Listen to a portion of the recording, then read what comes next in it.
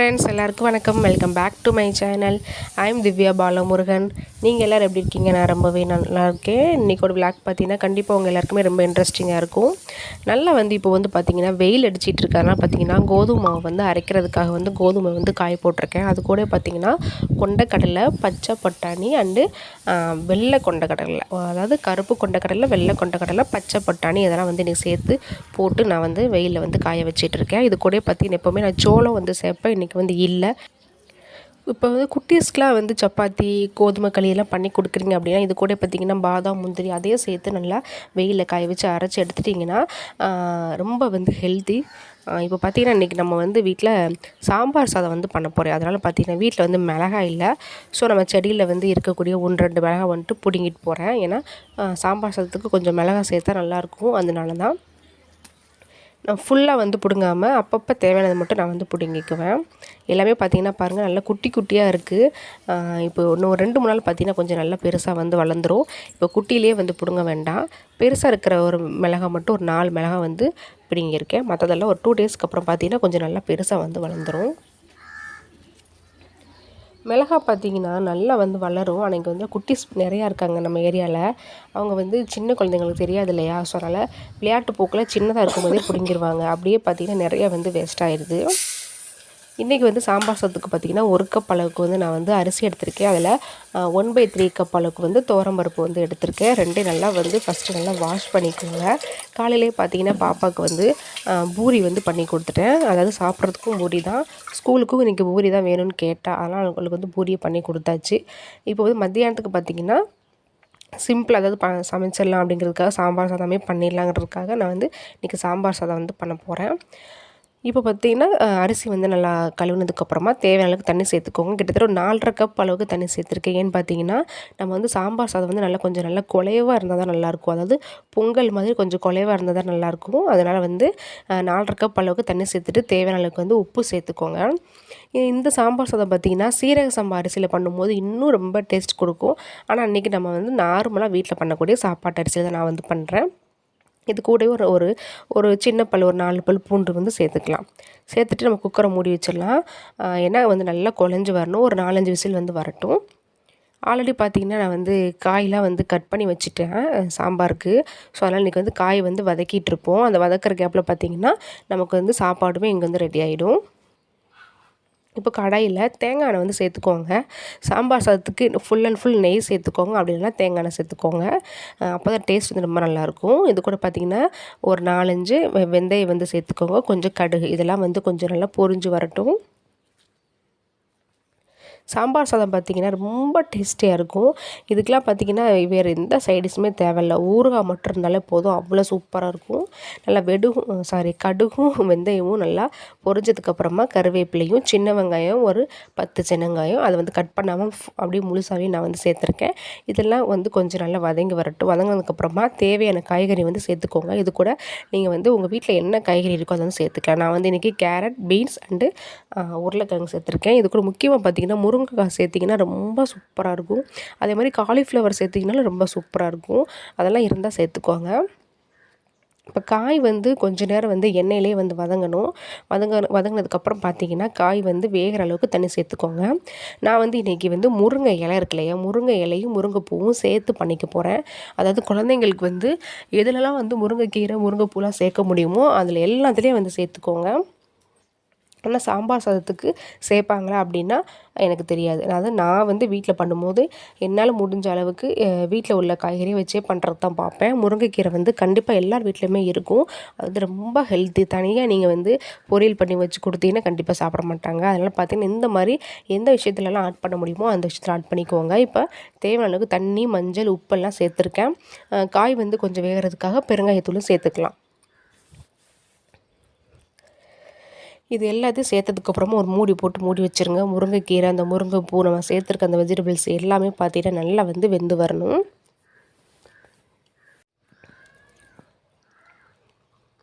காய் பார்த்திங்கன்னா ஒரு 3/4 பதம் நல்லாவே வந்திருக்கு. இந்த டைமில் கொஞ்சமாக புளிக்கரைசல் சேர்த்துக்கலாம்.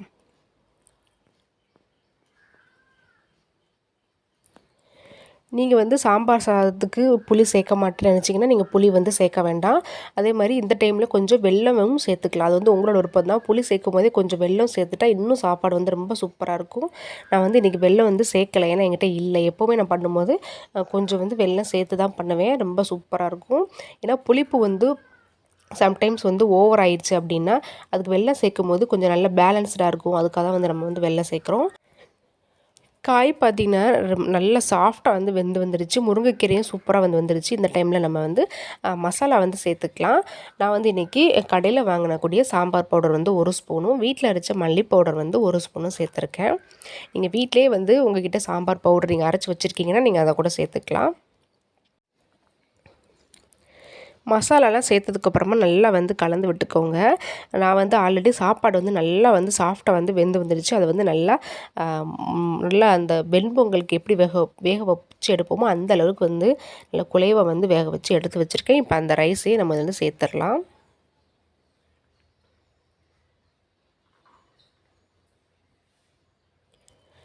பாருங்கள், இந்த அளவுக்கு வந்து நல்லா வந்து வெந்து வரணும். அப்போ தான் வந்து சாம்பார் சாதம் வந்து சூப்பராக இருக்கும்.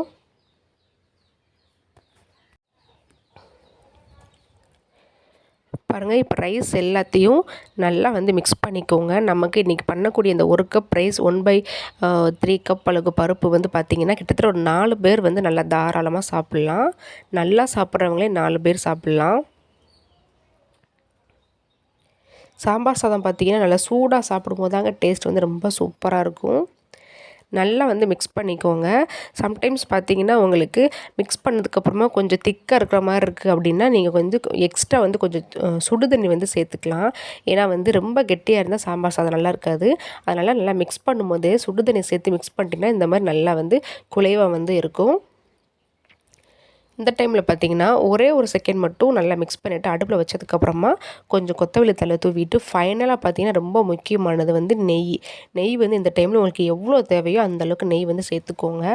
ஃபைனலாக நெய் சேர்க்கும் போது டேஸ்ட் இன்னும் ரொம்ப அட்டகாசமாக வந்து இருக்கும். நான் வந்து பார்த்திங்கன்னா சைடு பை சைடு பார்த்திங்கன்னா பொட்டேட்டோ ஃப்ரை வந்து பண்ணி வச்சுட்டு அப்பளமும் பார்த்திங்கன்னா சுட்டு வச்சுருக்கேன். ஏன்னா இந்த சாம்பார் சாதத்துக்கு வந்து சுட்ட அப்பளம் வந்து ரொம்ப சூப்பராக இருக்கும். அதே மாதிரி பார்த்திங்கன்னா ஏதாவது கொஞ்சம் காரமாக ஃப்ரை பண்ணி சாப்பிடும்போது இன்னும் நல்லாயிருக்கும். அதனால் நான் வந்து இன்றைக்கி பொட்டேட்டோ ஃப்ரை வந்து பண்ணி வச்சுருக்கேன். அவ்வளோதாங்க. நெய் சேர்த்ததுக்கப்புறம் நல்லா மிக்ஸ் பண்ணிவிட்டு நீங்கள் ஸ்டவ்வை வந்து ஆஃப் பண்ணிடலாம். ஆஃப் பண்ணிவிட்டு ஒரு 2லேருந்து 3 நிமிஷம் அப்படியே வந்து விட்டுருங்க. ஏன்னா அந்த நெய் எல்லாம் சேர்ந்து கொஞ்சம் நல்லா மிக்ஸ் ஆகட்டும். அதுக்கப்புறம் சாப்பிடுங்க. அப்போ தான் ரொம்ப ஃப்ளேவர் வந்து சூப்பராக இருக்கும். இப்போ பாருங்கள், இன்றைக்கி நம்ம வீட்டில் சாப்பாடு வந்து ரெடி ஆகிடுச்சு. சாப்பாடுக்கு பார்த்திங்கன்னா நம்ம பண்ணின சாம்பார் சாதம் பாருங்கள், இந்த அளவுக்கு வந்து இருக்கணும். இந்த மாதிரி பொங்கல் மாதிரி இருந்தால் தான் சாப்பிட்றதுக்கு சூப்பராக இருக்கும். நீங்கள் இப்போ மத்தியானம் பண்ணிவிட்டு நைட் சாப்பிட்றீங்கன்னா கூட இந்த பதத்துக்கு இருக்கும்போது டக்குன்னு வந்து கெட்டி ஆகாது. இதே பதத்துக்கு வந்து இருக்கும். ஆல்ரெடி நான் சொன்ன மாதிரி சுட்ட அப்பளம் வச்சுருக்கேன். பொட்டேட்டோ வந்து ஃப்ரை பண்ணோம் இல்லையா, அதுவும் இருக்குது. நான் வந்து அப்பளத்தை வந்து கேஸ் ஸ்டவ்வில் தான் வந்து சுட்டேன். ஆனால் அது வந்து ஹெல்த்தி கிடையாது. உங்கள்கிட்ட வந்து நாம் முன்னாடி யூஸ் பண்ணக்கூடிய இந்த விறகு அடுப்பு இருக்கு இல்லையா, அது இருந்தது அப்படின்னா நீங்கள் அதில் கூட சுட்டுக்கோங்க. கேஸ் வந்து ஹெல்த்தி கிடையாது. பட் நான் வந்து எப்போவும் தான் பண்ணுறதுனால நான் வந்து கேஸ்லேயே வந்து பண்ணிக்கிறது. இது கூட பார்த்திங்கன்னா ரொம்ப முக்கியமானது ஊறுகாய். எவ்வளோ இருந்தாலும் நமக்கு ஊறுகாய் இருந்தால் தான் இந்த சாம்பார் சாதம் ரொம்ப வந்து ஒரு ஃபுல்ஃபில் ஆன மாதிரி இருக்கும். ஓகே, இப்போ வந்து நம்ம வந்து சாப்பிட்டு வந்துடலாம். சாப்பிட்டுட்டு அப்புறம் வேலையை வந்து பார்க்கலாம். சாப்பிட்டதுக்கப்புறம் என்ன வேலை இருக்குது நமக்குன்னு பார்த்தீங்கன்னா, இது வந்து ரொம்ப முக்கியமானது. ஏன்னா இந்த வீட்டுக்கு வந்தப்போ இந்த மேலே வந்து இந்த பாக்ஸ் எல்லாம் தூக்கி போட்டது. அதுக்கப்புறம் அது என்னன்னு கூட பார்க்கவே இல்லை. இது ஃபுல்லாகவே எம்டி பாக்ஸ் தான். ஏன்னா அடுத்து நம்ம வீடு காலி பண்ணுறப்போ மறுபடியும் அதுக்குள்ளே எல்லாத்தையும் திங்ஸ்லாம் வச்சுக்கலாங்கிறனால பாக்ஸ் எதையுமே வெளியில் போடாமல் இந்த மாதிரி மேலே போட்டு வச்சிடுறது. அப்படி மேலே மேலே போட்டு போட்டு பார்த்தீங்கன்னா அந்த இடம் ஃபுல்லாக ஓவராக டஸ்ட்டாக இருக்கும். ஏன்னா கிட்டத்தட்ட இங்கே வந்து ஒரு 2.5 வருஷம் ஆயிடுச்சு. 2 வருஷமாக அதை என்னன்னு கூட பார்க்கவே இல்லை. அதே மாதிரி பாத்திரங்களும் பார்த்திங்கன்னா உள்ளே வந்து கிடக்கு. அர்ஜென்ட்டுக்கு எடுக்க முடியல. ஸோ அதனால் இன்றைக்கி வந்து க்ளீன் பண்ணிடலாங்கிறதுக்காக தான் க்ளீன் பண்ண போகிறேன். இன்றைக்கி வந்து பார்த்திங்கன்னா அம்மாவும் வந்து இன்றைக்கி வீட்டில் இருக்காங்க, என் கூட இருக்காங்க. அதாவது தனியாக வந்து பண்ண முடியாது. ஹெல்ப்புக்கு யாராவது ஒரு ஆள் இருந்தால் தான் இது வந்து பண்ண முடியும். ஸோ அதனால் பார்த்திங்கன்னா நானும் அம்மாவும் இன்றைக்கி வந்து இது வந்து க்ளீன் பண்ணிடலாம் அப்படின்றதுக்காக க்ளீன் பண்ண ஸ்டார்ட் பண்ணிட்டோம். இப்போ முக்கியமாக பார்த்திங்கன்னா ஒரு சிலருக்கு வந்து மத்தியானம் வந்து தூங்குகிற பழக்கம் இருக்கும், ஒரு சிலருக்கு தூங்குற பழக்கம் இருக்காது. தூங்குற பழக்கம் இல்லாதவங்களுக்கு என்ன பிரச்சனைனா, தூக்கம் வர மாரி இருக்கும். ஆனால் வந்து தூங்கக்கூடாதுன்றதுக்காக கண்ட்ரோல் பண்ணிகிட்ருப்பாங்க. நான் பார்த்தீங்கன்னா மத்தியானம் வந்து நல்லா சாப்பிட்டேன்னா கண்டிப்பாக மத்தியானம் தூங்கிடுவேன். எனக்கு 1 ஹவராவது வந்து தூங்கணும். ஏன்னா நைட்டு வந்து நல்ல தூக்கம் வந்து இருக்காது. ஏன்னா நான் தம்பி வந்து சம்டைம்ஸ் எந்திரிச்சிட்ருப்பான், அழுதுட்ருப்பான். அதனால் அந்த டைமில் வந்து எனக்கு மத்தியானம் தூக்கம் வரும். நான் வந்து தூங்கிருவேன். ஒரு சிலருக்கு தூங்க பிடிக்காது இல்லையா?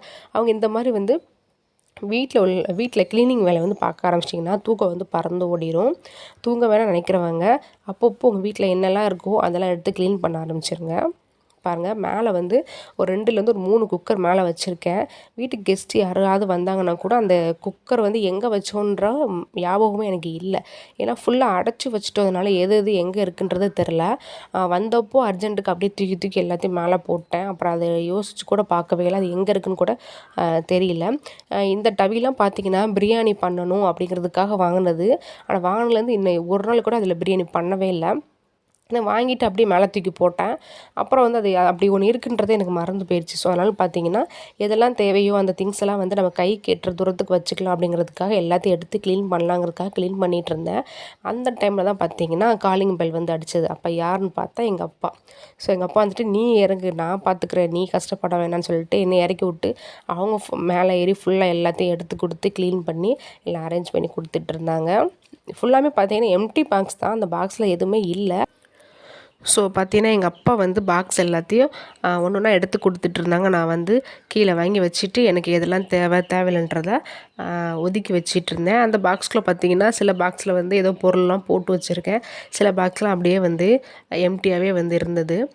இது என்கிட்ட பார்த்தீங்கன்னா மேலே பார்த்தீங்கன்னா 2 மிக்ஸி வந்து அப்படியே கிடக்குது. 2 மிக்ஸியுமே, ஒரு மிக்ஸி நல்லா ஒர்க் ஆகும், ஒரு மிக்ஸி வந்து ஒர்க் ஆகாது. ஸோ பார்த்தீங்கன்னா மேலேயே வந்து 2 மிக்ஸி கிடந்தது. ஸோ அதில் ஒரு ஒர்க் ஆகாத மிக்ஸி வந்து கடையில் போட்டுடலாங்கிறதுக்காக அதெல்லாம் வந்து எடுத்து தனித்தனியாக வந்து பிரித்து வச்சிட்ருந்தேன். ஏன்னா வந்து குப்பை மேலே குப்பையாக போட்டு வந்து சேர்த்து வைக்கிறத விட தேவையானதை மட்டும் வச்சுட்டோம் அப்படின்னா கொஞ்சம் வந்து நீட்டாக இருக்கும். நமக்கு அடுத்து வேறு ஊருக்கு போகும்போது எடுத்துகிட்டு போகிறதுக்கு ஈஸியாக இருக்கும். அப்படி இல்லைனா இங்கே உள்ள குப்பைகள்லாம் அப்படியே போய் அங்கே எடுத்துகிட்டு போகிற மாதிரி இருக்கும். அது வந்து கஷ்டம் தானே. ஸோ வேணான்றதை அப்பப்போ நம்ம வந்து ஒதுக்கிட்டோம் அப்படின்னா நமக்கு வந்து வேலை வந்து சிம்பிளாகிடும். எங்களை பொறுத்த வரைக்கும் பார்த்திங்கன்னா 3 இயர்ஸ்க்கு ஒன்ஸ் வந்து நாங்கள் வந்து வீடை ஒதுங்க வச்சு ஒவ்வொரு ஊராக போகிறதுனால ஒரு 3 இயர்ஸ் ஒன்ஸ் வந்து வேணும் வேணான்றதை கலைச்சி விட்ருவோம். எனக்கு வந்து பிரச்சனை இல்லை. ஆனால் ஒரு சிலர் வந்து நம்ம சொந்த வீட்டில் இருக்கிறவங்க பார்த்திங்கன்னா அதே வீட்டில் தான் இருப்போம். நம்ம சில நேரம் பரங்கி மேலே தானே போட்டிருக்கோம், அது பாட்டுக்கு இருக்கட்டும்ன்றதை விட்டுருவோம். ஆனால் நம்ம வந்து குப்பையை வந்து சேர்த்து வைக்கிறோன்றது நமக்கு தெரியாது. திடீர்னு ஒரு நாள் க்ளீன் பண்ணுறப்போ எப்போ என்னடா இவ்வளோ இருக்குன்ற மாதிரி தோணும். ஸோ அதனால் பார்த்திங்கன்னா அப்பப்போ வேணான்றதை அவாய்ட் பண்ணிவிட்டு க்ளீன் பண்ணிடுங்க. முடிஞ்ச அளவுக்கு எல்லாத்தையும் நீட்டாக வந்து க்ளீன் பண்ணிவிட்டு அந்தந்த பாக்ஸில் என்னென்ன இருக்குன்றதை செக் பண்ணிவிட்டு ஏதாவது டஸ்ட் இருந்ததுன்னா அதை ஃபுல்லாக கீழே வந்து தட்டி நீட்டாக வந்து பாக்ஸ் வந்து மறுபடியும் எடுத்து வச்சாச்சு. அப்படியே ஃபுல்லாக வந்து நீட்டாக அடுக்கி வச்சிட்டோம்னா இடம் வந்து கொஞ்சம் ஃப்ரீயாக இருக்கும். அப்புறம் வேறு ஏதாவது தேவைன்னா நம்ம வந்து வச்சுக்கலாம் அப்படிங்கிறதுக்காக தான் கொஞ்சம் வந்து அரேஞ்ச் பண்ணி வச்சு முடிச்சிட்டேன். வச்சு முடிச்ச கையோடு பார்த்தீங்கன்னா நேற்று வந்து நான் வந்து சூப்பர் மார்க்கெட் போகிறேன்னு சொல்லியிருந்தேன் இல்லையா, போயிட்டு வீட்டுக்கு தேவையான கிராசரி ஐட்டம்லாம் வாங்கிட்டு வந்துருந்தோம். அதை பார்த்தீங்கன்னா எப்போவுமே கீழே செல்ஃபில் தான் வைப்பேன். கீழே செல்ஃபில் வைக்கிறேன், என்ன பண்ணுறேன்னா முகன் குட்டியும் பாப்பாவும் பார்த்தீங்கன்னா அதை எடுத்து அந்த பொருளை வந்து வேஸ்ட் பண்ணிடுறாங்க. விளையாடுறதுக்கு யூஸ் பண்ணுற எடுத்துகிட்டு போயிட்டு அந்த பாக்கெட்டை உடச்சி அதில் பருப்பெல்லாம் கொட்டி வேஸ்ட் ஆகிடுது. ஜீனிலாம் கொட்டி போன வாட்டி ஒரு பாதி பாக்கெட் ஜீனியை ஃபுல்லாக உகன் கீழே கொட்டி வேஸ்ட் பண்ணிட்டான். அதனால் அவங்களோட கைக்கு எட்டாத மாதிரி இருக்கணுன்றதுனால மேலே செல்ஃபில் வந்து வச்சிடலாம் அப்படிங்கிறதுக்காக வந்து மேலே செல்ஃபில் உள்ள திங்ஸ் எல்லாத்தையும் எடுத்து வேறு இடத்துக்கு அரேஞ்ச் பண்ணி வச்சுட்டு அந்த செல்ஃபில் கிராசரி ஐட்டம்ஸ்லாம் அடுக்கி வச்சிடலாம். நமக்கு அதாவது கிச்சன் ஐட்டம்ஸ் ஃபுல்லாக கிச்சனில் இருந்தது அப்படின்னா நம்ம டக்குன்னு எந்த பொருளையோ அந்த பொருளை வந்து எடுத்துக்கலாம் இல்லையா. ஸோ அதனால் வந்து மேலேயே வந்து அடுக்கி வச்சிடலாங்கிறதுக்காக வந்து இப்போ வந்து எடுத்து வச்சிட்ருக்கேன். இந்த மாவு ஐட்டம்ஸ் அப்புறம் வெல்லம் இதெல்லாம் மட்டும் நான் வந்து ஃப்ரிட்ஜில் வச்சுருவேன். மசால் பொடி இது எல்லாமே ஃப்ரிட்ஜில் வச்சுருவேன். அதாவது கடையிலேருந்து வாங்குகிற மசாலா மட்டும். வீட்டில் அரைக்கிற மசாலாலாம் பார்த்திங்கன்னா எப்போவுமே வந்து வெளியில் தான் இருக்கும். கடையிலேருந்து பாக்கெட்லேருந்து வாங்குகிறோம் இல்லையா, அவங்க வந்து என்றைக்கு வந்து பேக் பண்ணாங்கன்னு நமக்கு தெரியாது. ஸோ அதை வெளில வைக்கும்போது டக்குன்னு வந்து பூச்சியெல்லாம் வந்து வண்டு வந்துடுது. வெல்லம் பார்த்திங்கன்னா சம்டைம்ஸ் சில வெல்லம் வந்து வெளியில் வைக்கும்போது மெல்ட் ஆக ஆரம்பிச்சிடுது. அதனால் வெல்லம் மசாலா ஐட்டம்ஸ் எல்லாம் மட்டும் நான் ஃப்ரிட்ஜில் வந்து ஸ்டோர் பண்ணிடுவேன். அதே மாதிரி பாதாம் முந்திரி இந்த மாதிரி திங்ஸ்லாம் வாங்கும்போது கொஞ்சம் வெளில வச்சுட்டு கொஞ்சம் வந்து உள்ளே வச்சுருவேன். ஏன்னா முந்திரியில் பார்த்திங்கன்னா ஈஸியாக வந்து வண்டு வந்து அதை வந்து வேஸ்ட் பண்ணிடுது. ஸோ அதனால் எல்லாத்தையும் எடுத்து வச்சிடுறது.